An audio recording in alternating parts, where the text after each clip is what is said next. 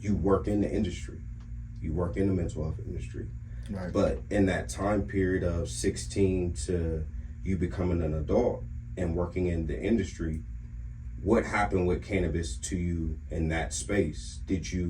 Were you an advocate smoker then? Did you end up, did the police end up having anything? Did you decide to grow? What happened during that time period with that incident of you using it as a coping mechanism to now the conversation that we're having? Right.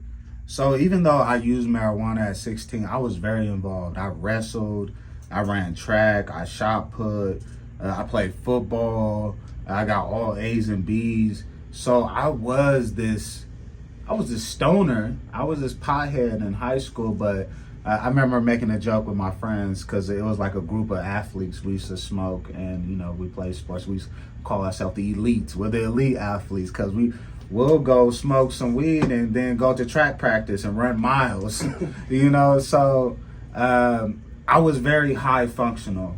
And so I just want to, state that.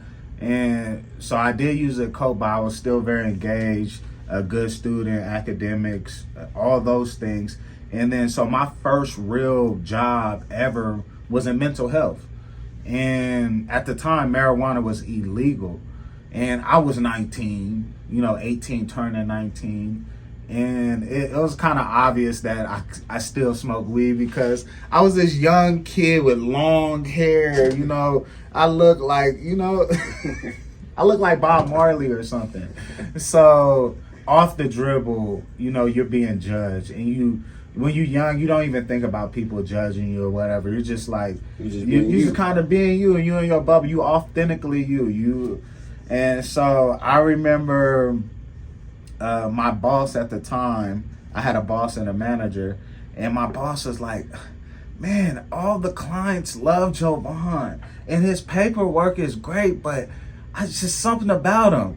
And then my manager was like, yeah, the clients love him, paperwork great. So one time I tripped in the parking lot, and my boss called me up, and she was just like, were you high in the parking lot? And I'm like, wow, because I tripped in the parking lot, I get accused for using drugs or being high. So it was a different stigma. It was a different time. And, weed was illegal. And just to, share my experience with you, so my first time I ever got in trouble with the law was because of cannabis.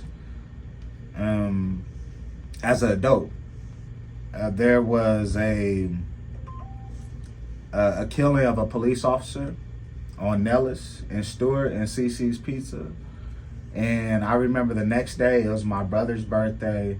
The whole family was going to Sam's Town to celebrate his birthday. I normally never drive down Nellis because I know Nellis has a lot of police. I always try to take the back streets, Sloan or whatever. And then, so I guess someone called in at the time I'm a young black man. I'm 22 years old in a C-Class Mercedes.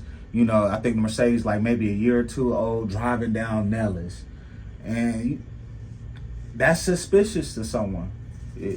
Bumping your music loud in this foreign car, like. And I was, so someone called the police and said this suspicious vehicle was driving down Nellis. And, I know the police force was reacting to the shooting because law enforcement was everywhere that night. So I get pulled over literally right in front of Samstown.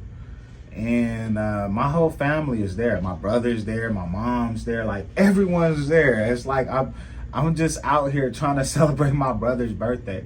And I had back in the day, if you had anything in your ashtray, or if you even had like a speck of weed, like literally like some weed dust or weed crumble, you're going to jail.